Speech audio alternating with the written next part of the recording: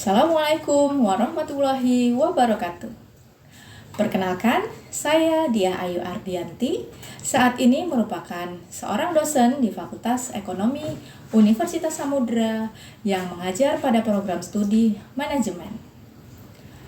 Pada video ini, saya akan menjelaskan salah satu mata kuliah yang saya ampu pada semester ini, yaitu mata kuliah Kewirausahaan dan Inovasi dengan metode DIA atau Delivery, Interaction, dan Assessment. Adapun video ini saya buat dengan tujuan untuk memenuhi salah satu persyaratan sertifikasi dosen tahun 2023 pada pernyataan diri dosen dalam unjuk kerja Tridharma Perguruan Tinggi atau PDD UKT-PT, khususnya pada aspek pengajaran. Sebagai permulaan, saya akan menjelaskan terlebih dahulu tentang deskripsi mata kuliah. Mata kuliah Kewirausahaan dan Inovasi merupakan mata kuliah yang membekali pengetahuan dan keterampilan mahasiswa dengan mengedepankan penguasaan topik utama, yaitu mengenal kewirausahaan dengan memahami perspektif dan landscape kewirausahaan secara utuh, memahami inti-inti dari kewirausahaan berupa transformasi kewirausahaan, teori inovasi dan kreativitas, teori inspirasi dan peluang bisnis, sikap dan karakter dasar seorang wirausaha, memahami proses kewirausahaan berupa teori, konsep, dan strategi yang mencakup cara membuat, mempersiapkan, dan memulai bisnis baru, mendesain produk dan layanan, memasarkan serta mengelola dan mengembangkan bisnis sesuai dengan tren kewirausahaan saat ini. Mata kuliah Kewirausahaan dan Inovasi merupakan mata kuliah wajib berbobot 3 SKS yang berada di semester 5 pada program studi manajemen Fakultas Ekonomi Universitas Samudra.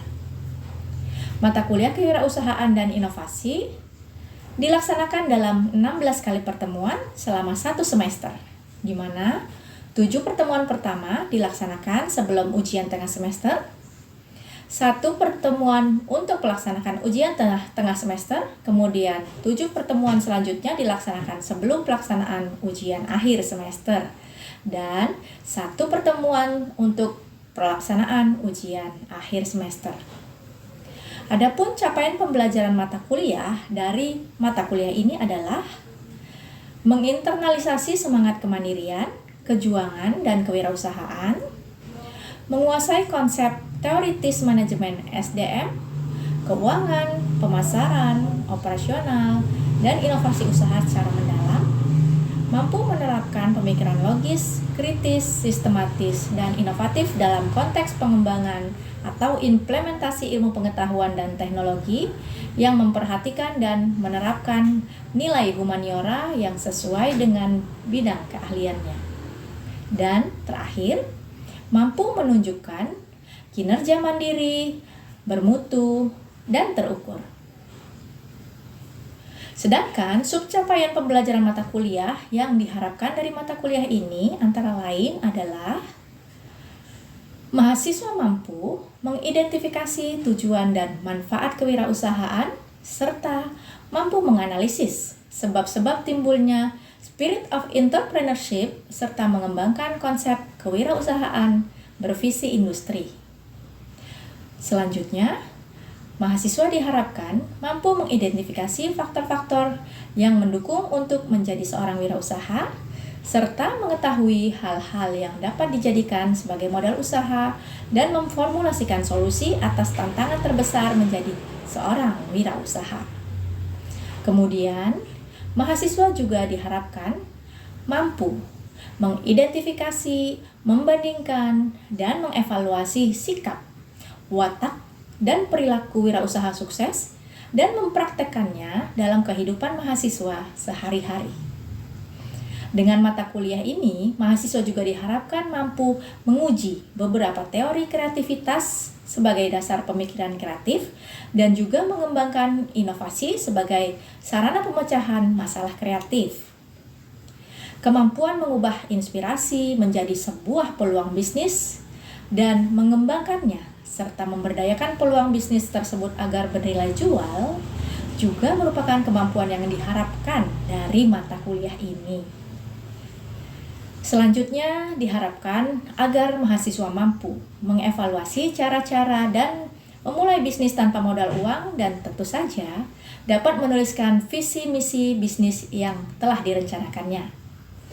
Dengan mata kuliah ini, mahasiswa juga diharapkan mampu memformulasikan produk yang sudah didesainnya ke dalam bisnis model kanvas atau BMC. Setelah memformulasikan produknya ke dalam bisnis model kanvas, mahasiswa kemudian diharapkan mampu mendesain strategi pemasaran produk, memformulasikan bauran pemasaran produk, dan mengembangkan sosial media marketing. Kemudian, mahasiswa juga diharapkan mampu mengembangkan metode leadership, sistem motivasi, dan metode komunikasi untuk bisnis tim yang akan dibangunnya. Dan terakhir, mahasiswa diharapkan mampu mengidentifikasi permasalahan klasik keuangan usaha dan mengaplikasikan pengetahuan-pengetahuan administrasi keuangannya untuk kemajuan usaha. Sedangkan topik perkuliahan yang terdapat pada mata kuliah ini antara lain adalah 1. Perspektif kewirausahaan, 2. Landscape kewirausahaan, 3. Transformasi kewirausahaan, 4. Sikap dan perilaku wirausaha sukses, 5. Teori inovasi dan kreativitas, 6. Teori inspirasi dan peluang bisnis, 7. Membuat, mempersiapkan, dan memulai bisnis, 8. Produk dan layanan, 9. Pemasaran wirausaha, 10. SDM wirausaha, dan terakhir 11. Keuangan wirausaha. Mata kuliah kewirausahaan dan inovasi ini menggunakan sistem pembelajaran blended learning secara daring dan juga secara luring. Untuk pembelajaran daring, saya menggunakan media Zoom, Google Classroom, dan WhatsApp Group. Sedangkan untuk pembelajaran secara luring, kegiatan perkuliahan dilakukan di dalam kelas secara tatap muka. Adapun metode perkuliahan yang saya pakai pada mata kuliah kewirausahaan dan inovasi ini antara lain adalah dalam bentuk ceramah, diskusi, audiovisual, kunjungan lapangan, praktisi mengajar, kuis interaktif, serta penugasan, baik itu penugasan secara individu maupun penugasan secara kelompok. Terakhir, kriteria dan standar penilaian yang diterapkan pada mata kuliah ini meliputi penilaian atas evaluasi terhadap proses pembelajaran dan unjuk sikap mahasiswa selama kegiatan perkuliahan semester ini berlangsung. Adapun proporsi penilaian untuk evaluasi berbentuk tulisan adalah 30% untuk ujian tengah semester, 40% untuk ujian akhir semester, 20% untuk penugasan individu dan kelompok, serta 10% untuk kuis. Demikian penjelasan perihal mata kuliah kewirausahaan dan inovasi yang dapat saya sampaikan, dan selanjutnya akan saya putarkan cuplikan rekaman kegiatan pembelajaran di kelas pada mata kuliah kewirausahaan ini dengan topik landscape kewirausahaan. Selamat menyaksikan. Assalamualaikum warahmatullahi wabarakatuh. Waalaikumsalam warahmatullahi wabarakatuh. Selamat siang anak-anak semuanya. Gimana kabarnya? Alhamdulillah. Terima kasih buat kalian semua yang sudah hadir di kelas kita di kelas kewirausahaan dan inovasi bersama Ibu Diah Ayu di sini. Terima kasih, mudah-mudahan kita semua di sini ya sudah makan ya? Makan pagi, makan siang ya. Oke, baik anak-anak. Hari ini sebagai lanjutan dari minggu lalu kita sudah membahas tentang perspektif kewirausahaan ya, di mana kita melihat sudut pandang yang berbeda tentang wirausaha. Kalau selama ini kita mungkin orientasinya adalah kalau lulus kuliah itu harus jadi karyawan, harus jadi pegawai, kalau bisa jadi PNS. Iya, siapa yang isi di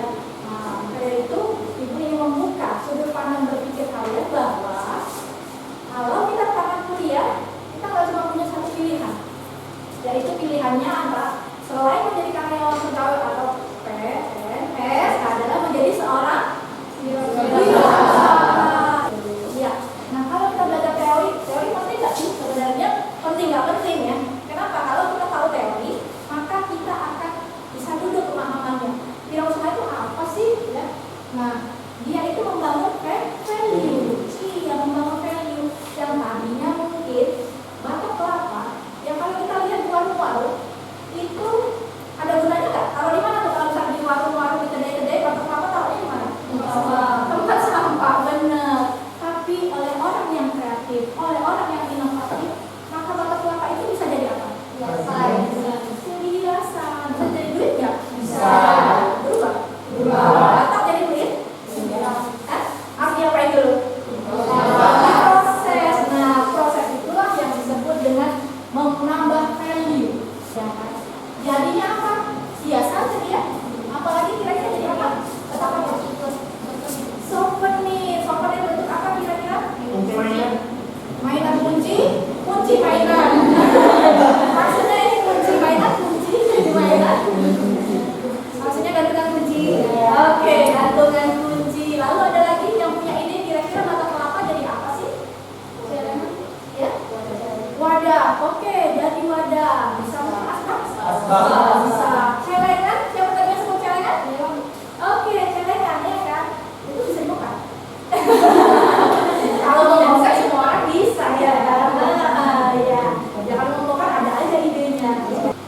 Itulah dia wirausaha. Mengolah sesuatu ya yang tadinya belum bernilai atau bernilai rendah menjadi sesuatu yang lebih bernilai. Kalau hanya ada tepung terigu, hanya ada telur, hanya ada gula, nggak dicampur-campur, kira-kira ada nilainya?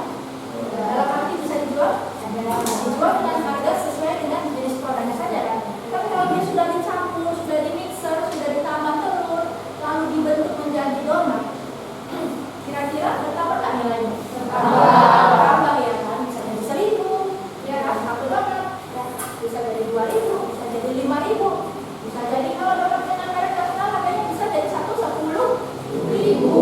William Jeko atau Dunkin Donat, ya kan, jadi nilainya bertambah. Nah, beda kalau misalnya dia hanya tepung, terpisah, tidak ada proses kreatif di dalamnya. Ya, donatnya kalau donatnya cuma donat biasa, ya itu tidak mahal harganya. Bikin donat, ya kan, dari 1 kilo tepung ya, bikin donat, lalu cuma ditabur gula. Nah, harganya biasanya akan lebih murah daripada yang dikasih topping macam-macam kan? Iya. Kalau yang cuma donat tepung gula, harganya 1.000. Kalau donat yang udah dikasih topping, dikasih meses, harganya bisa jadi 2.000, bisa jadi 3.000, 5.000, benar sekali. Ada di sini yang usaha donat? Yang suka makan donat ada? Oh ada. Kayaknya semua satu suka makan donat ya. Nah, berarti kalian ada pangsa-pangsa yang empuk buat pengusaha donat. Ingat ya teman-teman, ada yang suka donat, ada banyak yang suka donat. Buat kalian yang melihat itu sebagai sebuah peluang usaha, itu pasti akan dibaca. Oh iya, kalau di sini suka donat. Kenapa nggak aku buat donat? Aku menjual donat buat teman-teman. Bawa ke kampus atau bawa ke jajanan misalnya. Dan itu jadi sumber pemasukan buat kita. Oke, sampai di sini ada yang mau ditanyakan? Pas dulu ya. Oke, nanti kita ada sesi tanya jawab sedikit aja ya. Nah, oke, masih semangat semua? Masih ya. Yang udah ngantuk nanti boleh cuci muka ya. Oke, nah fakta selanjutnya yang membuat tumbuh semangat kewirausahaan adalah adanya perubahan hobi. Ya kan? Yang tadinya kalau liburan kita paling diem di rumah. Ya. Akhirnya sekarang muncul yang namanya apa? Pengen jalan-jalan lah. Kita lihat banyak sekali konten-konten yang menampilkan tentang tempat-tempat wisata baru di luar sana. Ya, mungkin dari yang jaraknya dekat sampai yang jaraknya jauh ada.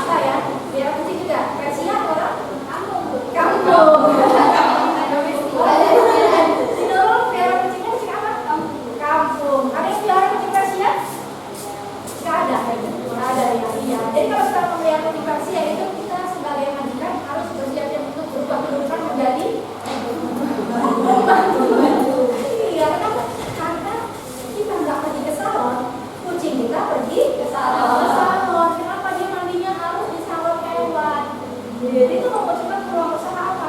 Oh iya, buka pet shop, buka pet salon, buka pet hotel. Pet hotel buat apa? Kalau misalnya kita mau beli sama kucing banyak, tapi terus kita suatu harus pergi keluar kota, kira-kira kucing kita yang harus siapa ya? Ya kan? Orang tua kita nggak tahu nih bahwa kucing kita ini harus salon, harus grooming, ya kan? Harus diajak main setiap hari, ya kan? Tempat tidurnya ada, bantalan khusus, makannya khusus, minumnya khusus, ya kan? Nah akhirnya apa? Bawa aja ke pet hotel, nah apa kita rawat di sana. Nah salah satu manusia yang punya jarang hidup di hotel ya, tapi kucingnya hidupnya di hotel. Gitu. Oke ya, ada lagi kira-kira perubahan gaya hidup yang bisa menurut kalian memunculkan semangat untuk memulai berusaha, kira-kira ada nggak sih? Hobi apa? Yang waktu COVID orang akhirnya banyak yang naik sepeda. Kalau ada sepeda booming nggak waktu COVID? Booming. Ada yang akhirnya beli sepeda waktu zaman COVID? Ada. Boleh dong tunjuk tangannya. Siapa yang beli sepeda ada? Silakan tunjuk tangan. Iya. Ada lagi yang beli sepeda? Nggak ada. Pinjam sepeda ya. Iya. Dan itu memunculkan peluang usaha baru. Apa usaha itu? Usaha penjualan sepeda, usaha bengkel sepeda, usaha penjualan spare part sepeda, usaha yang bergerak di bidang kebutuhan para pesepeda. Ya kan? Butuh apa pesepeda itu? Helm, kacamata, pelindung tangan ya, sarung tangan, lalu butuh apa lagi? Tas pinggang. Betul kan? Biasanya begitu. Kemudian memunculkan banyak sekali, yang akhirnya memunculkan banyak sekali produk-produk yang bersinggungan dengan hobi-hobi baru tersebut. Iya, kalau kursi basah orang baru duduk 1 jam udah pegal ya. Iya, atau kursi plastik. Dibuat kursinya yang nyaman. Nah, itu dia memunculkan peluang atas orang membuat kafe dengan konsep work from cafe, tidak from home. Iya.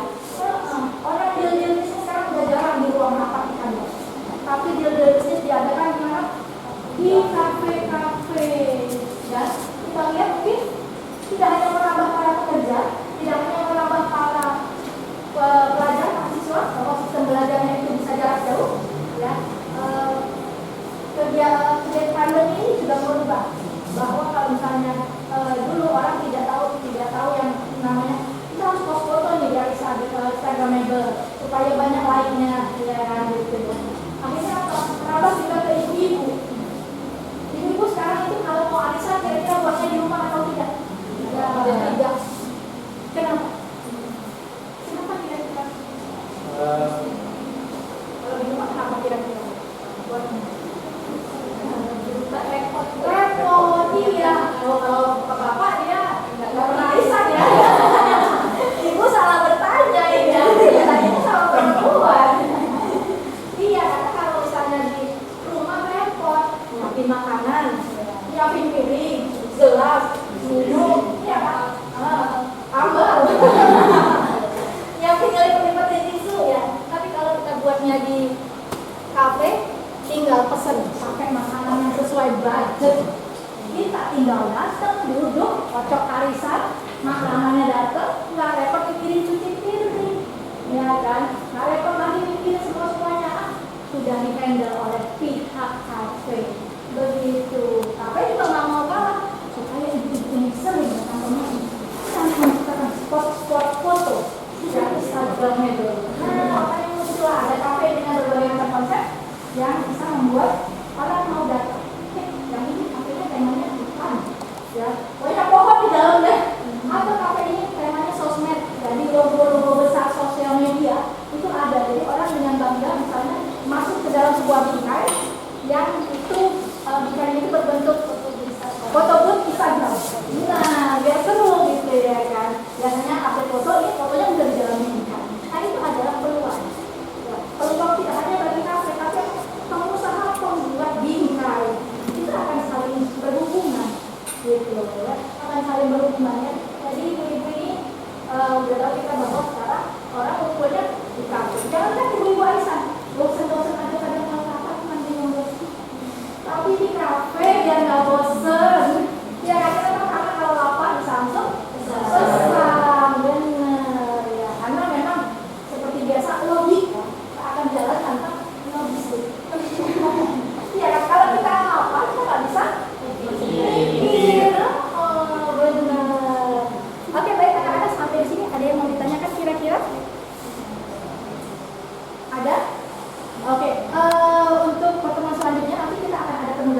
anak-anak. Nah, untuk penugasan ini kita akan buat penugasannya secara individu yang nanti akan dikumpul melalui Google Classroom saja ya, berupa penugasan resume hasil pertemuan dengan praktisi mengajar ya. Jadi anak-anak ditugaskan untuk membuat resumenya ya, itu diketik ya, minimal 1 halaman dan nanti akan dikumpul. Baik ya anak-anak, untuk penilaiannya itu masuk ke dalam penilaian penugasan individu. Nanti akan ada penugasan kelompok yang akan dibagi kelompoknya, di mana tugas itu akan menyumbang nilai akhir kalian sebanyak 30%.